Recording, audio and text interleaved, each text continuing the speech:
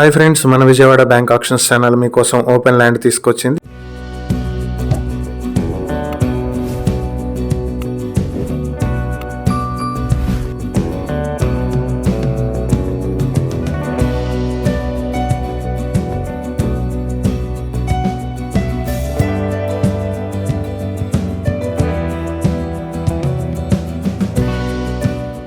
తెనాలి సుల్తానాబాద్ లో ఉన్నటువంటి open land 233 square yards తో ఉండేటువంటి ప్రాపర్టీ ఇది రైల్వే గేట్ కి ఆపోజిట్ లో ఉన్నటువంటి ల్యాండ్ ఇది.